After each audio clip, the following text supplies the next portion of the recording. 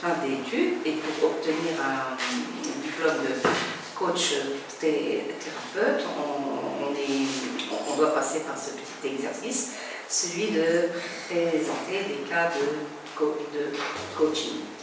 Alors, aujourd'hui, c'est mon tour. Et donc, je vais commencer par vous présenter les deux cas avec qui j'ai pu travailler. Alors, le premier cas de coaching, je l'ai intitulé « Le chemin de la confiance ». Alors, première prise de contact. Et vous allez comprendre pourquoi c'est le chemin de la confiance au fur et à mesure quand je vais lire. Alors, première prise de contact, il s'agit d'une dame de 48 ans, professeure de maths, divorcée, 4 enfants. Où est-ce qu'on s'est rencontrés? Notre première rencontre a été fortuite à l'école où j'allais inscrire mon fils. De fil en aiguille, je lui ai dit que j'étais apprenti coach. Cela lui a plu et elle m'a dit qu'elle aurait besoin de mes services. Je lui ai laissé mon téléphone et je lui ai dit que j'étais disponible et qu'elle pouvait m'appeler pour convenir d'un rendez-vous. Voilà, ça c'est la première prise de contact. Phase 1. Phase 1 où on va identifier l'objectif premier. Durant notre première discussion, je vous passe les détails, je lui ai demandé « Est-ce que vous avez une idée de ce qu'est le coaching ?» Elle m'a dit « Oui, je sais que c'est de l'accompagnement. » Je lui ai expliqué « En tant que coach, mon but est de vous accompagner dans votre cheminement en vue de réaliser votre objectif. Tout cela dans la bienveillance et la confiance. Je suis là pour vous écouter et il va sans dire que tout ce que vous allez me confier restera entre nous.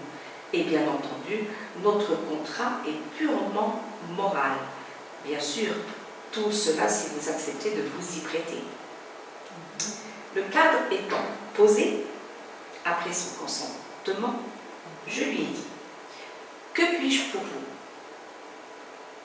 Elle me dit que cela fait 8 ans que je suis divorcée et que je suis seule avec mes enfants. Je les ai eus jeunes. Nous habitions à Londres.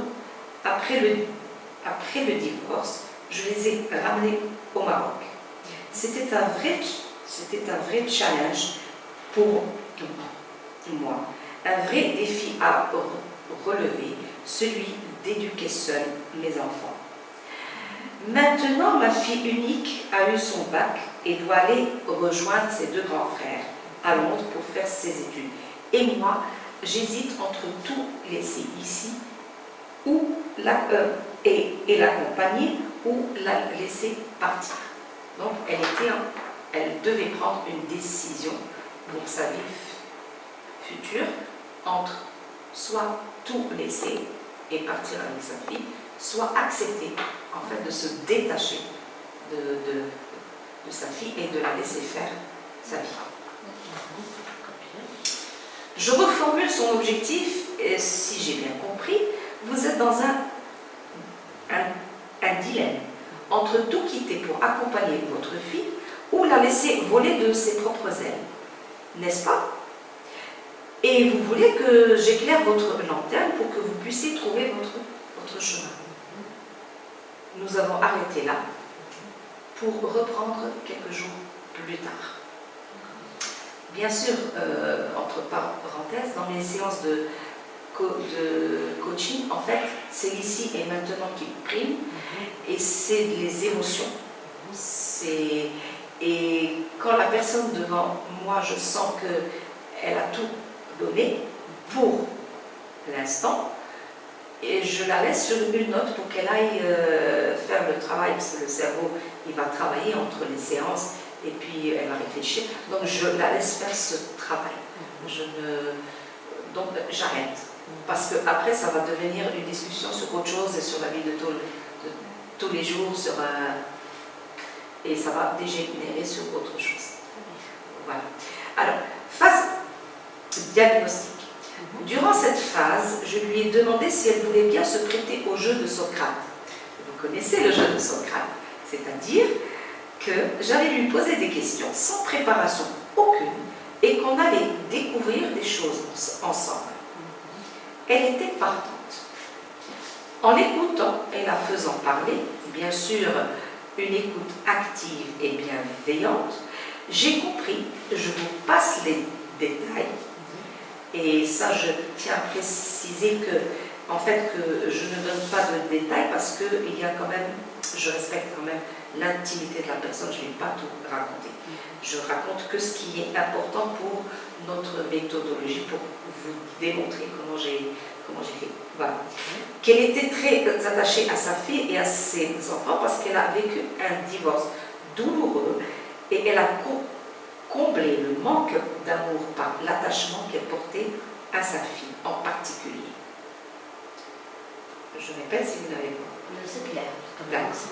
Petit à petit, elle s'est dévoilée en me disant qu'elle avait peur d'être abandonnée par ses enfants et que c'était sa raison d'être au point qu'elle avait quitté sa vie professionnelle, sa vie sociale et même la maison qu'elle venait d'acheter. Elle souffrait de cet attachement parce qu'au fond d'elle, elle était convaincue que ce n'était pas raisonnable et que ses enfants devaient faire leur vie indépendamment d'elle. Mais elle n'y pouvait rien. Et c'est là que je devais intervenir. Diagnostic. Elle souffrait d'un trouble relationnel parent-enfant. En effet, suite à sa séparation, elle a compensé l'absence du conjoint par la présence des enfants. Phase 3. Conduite à tenir. La troisième, c'est toujours, j'arrête là où c'est-à-dire que je sens que l'énergie, elle n'y est plus, et donc j'arrête. Alors, la troisième séance, nous avons plongé dans son enfance. J'ai utilisé la psychanalyse. Alors, où elle m'a révélé qu'elle avait perdu son père jeune et qu'elle en gardait un léger souvenir et qu'elle a souffert de cela. Elle n'a pas reçu l'amour du père qui devait la sécuriser. Alors, je lui ai donné un papier, un crayon et lui ai demandé de noter tous les manques affectifs qu'elle a eus durant sa vie. C'est-à-dire les besoins d'amour qui n'ont pas été comblés, comme par exemple le besoin d'être valorisé, d'être apprécié, etc. Et face à ces manques, donc, je lui ai demandé de noter les émotions que cela génère chez elle. En résumé, parce que là, on a travaillé avec des outils de psychanalyse, on a travaillé avec la pensée positive, avec l'ancrage, avec l'autosuggestion, avec les autres exercices d'estime de soi. On a travaillé tout ça, mais ça c'est long parce que c'est des mois de travail. Donc je ne vais pas tout dire, mais en résumé, le manque d'amour proéminent est celui de la figure paternelle et le manque d'amour d'un conjoint. L'émotion en face de ce manque-là est celle de la peur et de la perte. On venait de mettre le doigt sur le point culminant à travailler, la peur de la perte. Et elle venait de prendre conscience de cela. Et là, son visage s'est illuminé, comme si elle avait trouvé quelque chose qu'elle cherchait en elle, et qui était là, et qui jaillissait. Avec cette prise de conscience, et vu le profil acheteur, parce que c'est un profil acheteur de cette dame, le travail était facile. J'ai utilisé différents exercices de l'estime de soi, celui de la visualisation, la projection vers l'avenir, les pensées positives, les autosuggestions de la méthode Coué. Je lui ai appris à construire des relations écologiques, c'est-à-dire les 2 R et les 2 D, savoir recevoir et savoir dire non et demander et donner. Voilà, les 4 d'accord. Alors, bref, tout pour lui redonner confiance en elle et lui permettre de renouer avec ses ressources et réaliser son rêve d'avoir un centre de soutien scolaire. Nous avons travaillé doucement, mais sûrement, pas à pas, à son rythme. Début septembre, elle a finalement pris la décision de laisser partir sa fille, voler de ses propres ailes, et est parvenue à monter son propre centre. Je l'ai félicitée et lui ai dit que j'étais fière de ce qu'elle venait d'accomplir et que je serais toujours là si elle avait besoin de moi. Voilà, ça c'est le premier cas. D'accord? Donc, dans un tout autre contexte et différemment de ce premier cas, donc là ça va être autre chose. Alors, deuxième cas de coaching, je l'ai intitulé l'hymne à la vie. L'hymne à la vie, c'est-à-dire la célébration de la vie. Pour ne pas dire, on va travailler sur le deuil. Alors, là, je vais essayer de raconter, parce que c'est une histoire. C'est une histoire entre 2 personnes qui se rencontrent, et en fait 2 énergies, et il y a un échange. Et cet échange, on ne peut pas le... C'est vrai, c'est structuré, bien sûr, il y a du travail, c'est sûr, mais c'est spontané. Voilà. Alors, lors de mon voyage à Agadir, j'ai eu la surprise d'avoir un nouveau voisin qui s'appelle Fabien. Et j'ai fait la connaissance de sa maman qui s'appelle Marie-Paul.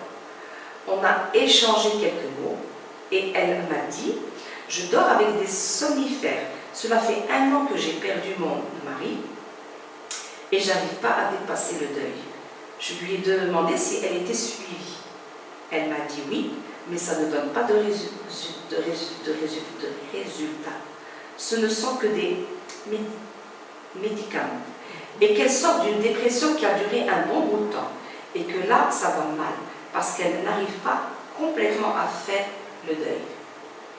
Comme on s'est vu en coup de vent, elle m'a demandé si on pouvait se boire un café et discuter de tout ça. Je lui ai dit avec plaisir. On a échangé nos numéros. 2 jours plus tard, elle me rappelle et on se voit autour d'un café. Après les bonjours et les salutations, on s'est assise et on a discuté.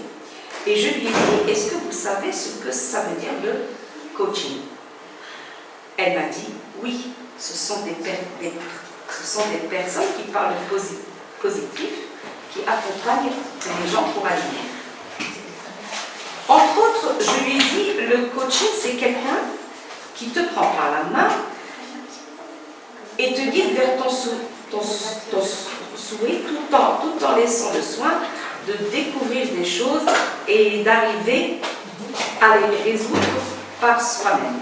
Une reconnexion avec tes ressources. Elle m'a dit, c'est génial. Puis, en continuant à discuter, je lui ai demandé ce qu'elle attendait de moi.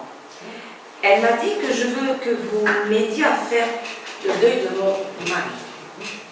Et sans l'interrompre, je l'ai laissé raconter sa vie avec son divorce et puis son second mariage où elle a trouvé l'amour et la perte de ce dernier qui était un réel choc pour elle. Nous avons vécu, me dit-elle, 20 ans de bonheur et puis je l'ai subitement perdu l'année dernière. Il a fait un malaise cardiaque subite. Et il est parti, et depuis ce jour-là, je me sens mal. Et j'ai envie de partir le rejoindre là où il est. Voilà. Je suis en souffrance. Mon fils m'a ramené ici pour me changer les idées. Il me demande là de changer de maison et de venir habiter là, mais moi, j'ai pas envie de quitter tous les souvenirs qui me relient à mon mari. Je lui réponds, personne ne te demande de quitter tout ce qui te relie à ton mari. Au contraire, c'est très bien si ça te repose d'être relié à lui. Certes, il a quitté son corps, mais son âme est toujours connectée. Est toujours connectée. Alors là, ça sort pas. Est toujours connectée. Alors, elle m'a dit, oui, je sens toujours sa présence et dans ma maison et avec moi tout le temps. Et ça vous réconforte? Oui, ça me réconforte. Et en même temps, ça me rend triste. Je suis toujours dans le passé en train de remémorer tout ce qu'on a vécu. Tous les souvenirs me reviennent tout le temps.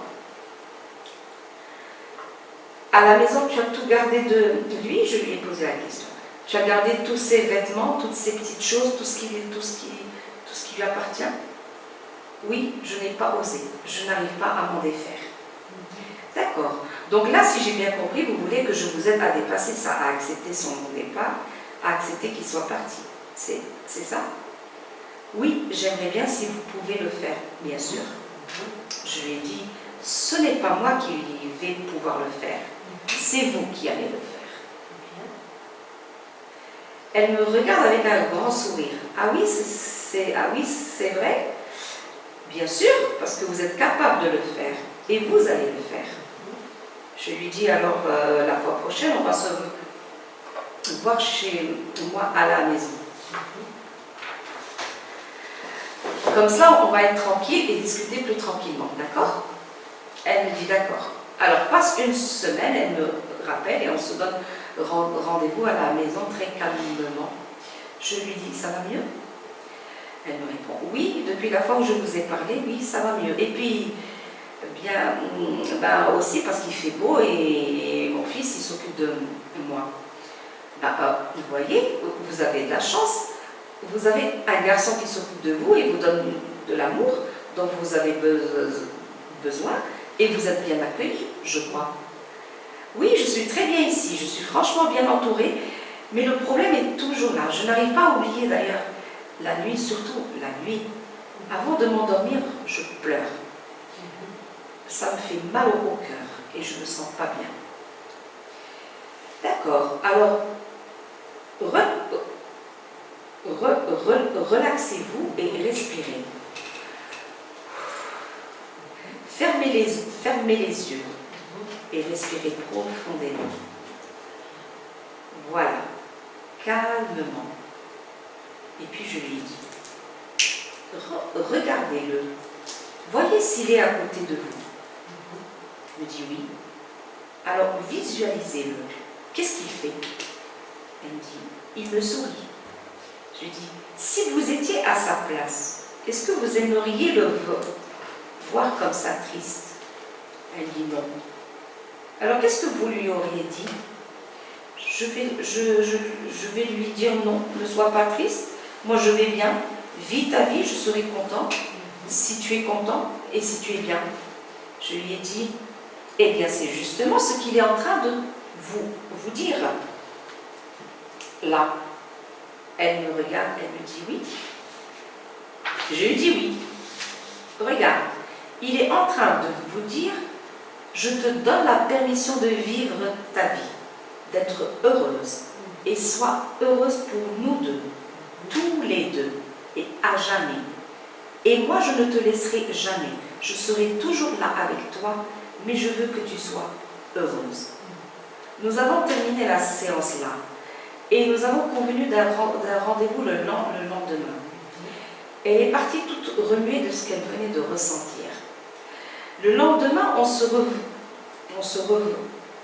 chez moi et je lui ai proposé de faire un petit travail.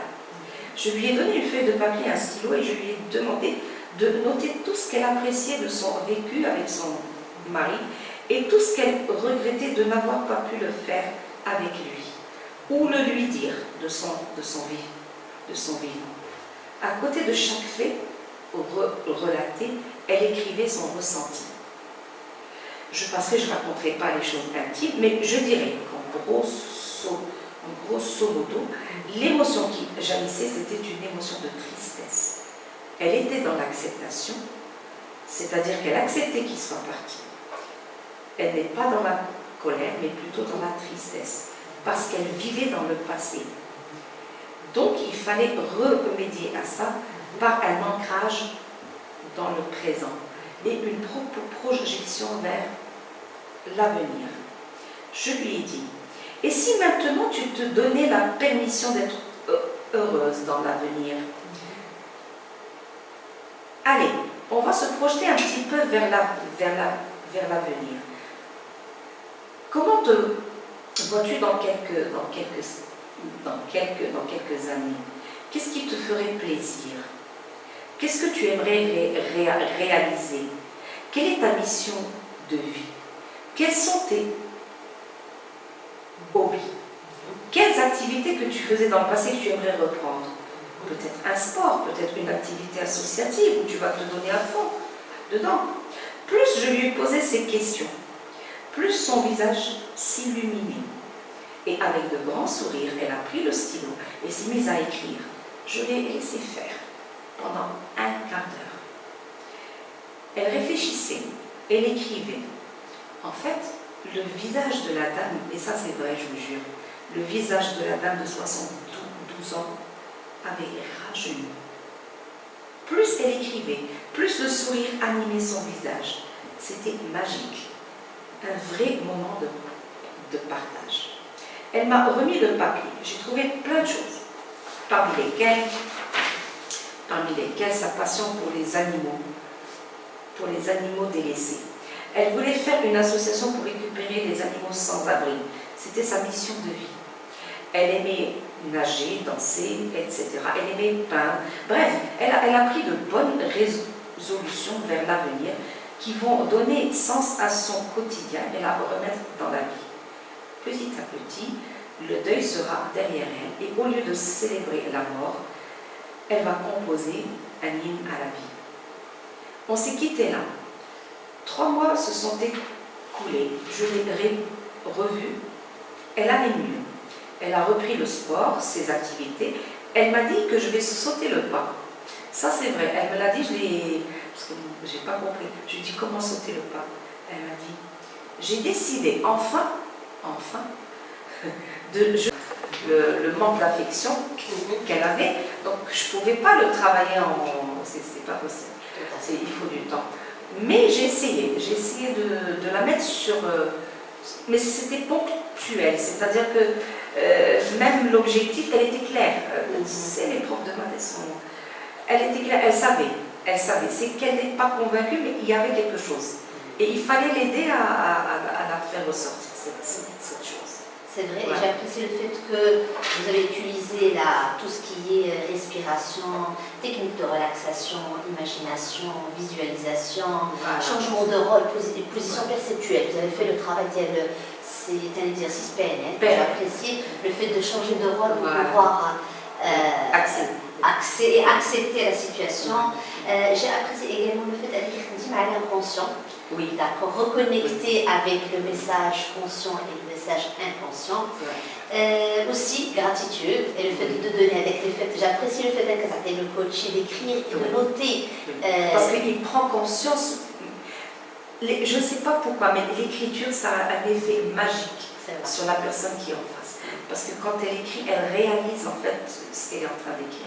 C'est comme si elle l'intériorisait. Oui. Et vous avez pu réussir le processus il y a le deuil, c'est excellent, l'ancrage. Et ce que j'ai apprécié énormément le fait, Aniki, vous avez travaillé sur le fait de trouver un sens à la vie. Oui. Ça c'est très important. Et par conséquent, surtout à l'âge de 72 ans, elle avait toute sa vie, elle était derrière elle. Je ne pouvais pas lui dire qu'est-ce que vous vous projetez de vous voir, c'est-à-dire est-ce que vous avez de renouer avec des choses.